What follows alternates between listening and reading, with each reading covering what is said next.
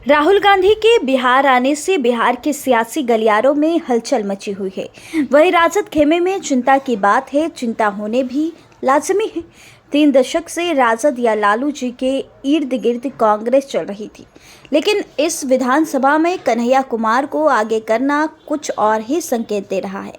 वहीं लोकसभा चुनाव के बाद बीते 18 जनवरी को पहली बार बिहार आए राहुल गांधी को लेकर बहुत हलचल नहीं मची थी, लेकिन इसके थोड़े ही दिन बाद 5 फरवरी को राहुल गांधी फिर बिहार पहुंचे और दलित नेता जगलाल चौधरी की जयंती समारोह में शिरकत की, तो सियासी गलियारे में सुगबुगाहट तेज हो गई। इसके बाद कांग्रेस ने जब कन्हैया कुमार के नेतृत्व में नौकरी दो पलायन रोको यात्रा प्लान बनाया, तो यह सवाल उभरने लगे कि क्या कांग्रेस किसी प्लान पर आगे बढ़ रही है।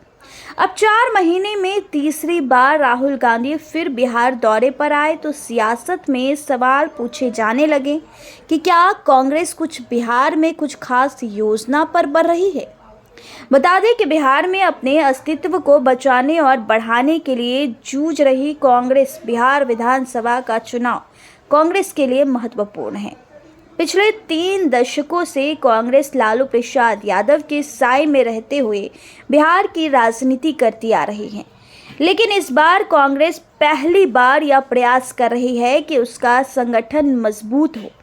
यही कारण है कि कृष्ण अल्लावरू जैसे युवा नेता को बिहार का प्रभारी बनाया गया। राजनीति के जानकार आने वाले समय में कन्हैया कुमार की बिहार कांग्रेस में अहम भूमिका देख रहे हैं।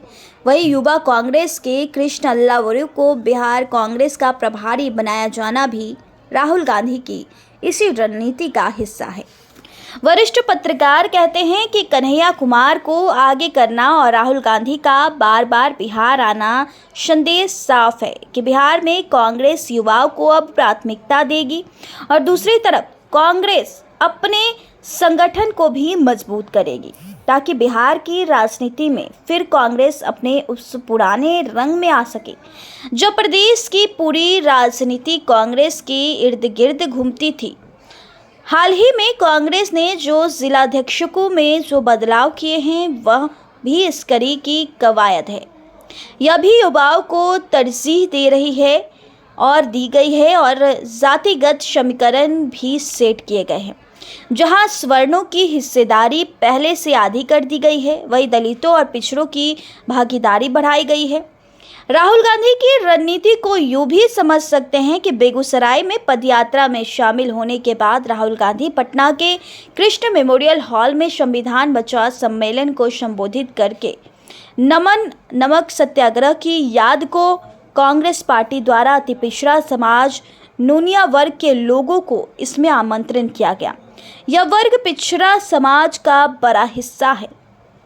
इससे पहले भी 18 जनवरी को पटना के बापू सभागार में संविधान सुरक्षा सम्मेलन में भाग लेने पटना आए थे। फिर 5 फरवरी को पटना के कृष्ण मेमोरियल हॉल में स्वतंत्रता सेनानियों और बिहार के पहले दलित मंत्री जगलाल चौधरी की जयंती समारोह में भाग लेने के लिए पटना आए हुए थे। तब भी उनका फोकस युवा और दलित थे और इस बार भी इसी कॉम्बिनेशन को ध्यान में रखते हुए वह आगे बढ़ रहे हैं। नौकरी दो पलायन रोको यात्रा में युवाओं पर फोकस है, तो संविधान बचाओ सम्मेलन में पिछड़ा और दलित समाज केंद्र में। अशोक कुमार शर्मा कहते हैं कि इस बहाने राहुल गांधी अपने संगठन को मजबूत बनाने की दिशा में भी बढ़ रहे हैं। बिहार विधानसभा चुनाव के चंद महीने हैं और देखते हुए इसको राहुल गांधी के इस दौरे को इस नज़रिए से भी जोड़ा जा रहा है कि लेकिन उससे भी अधिक बिहार कांग्रेस के अस्तित्व से जोड़कर इसे देखा जा रहा है। दरअसल अब कांग्रेस नेताओं में साफ बेचैनी देखी जा रही है कि किस तरह राजद के साए से पार्टी को बाहर निकाला जाए।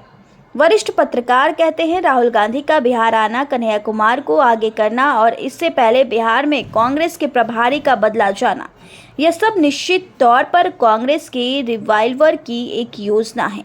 आगामी विधानसभा चुनाव में बिहार में महागठबंधन का सीएम फेस कौन होगा, इस पर कांग्रेस की चुप्पी भी पार्टी की अपनी प्लानिंग का हिस्सा है।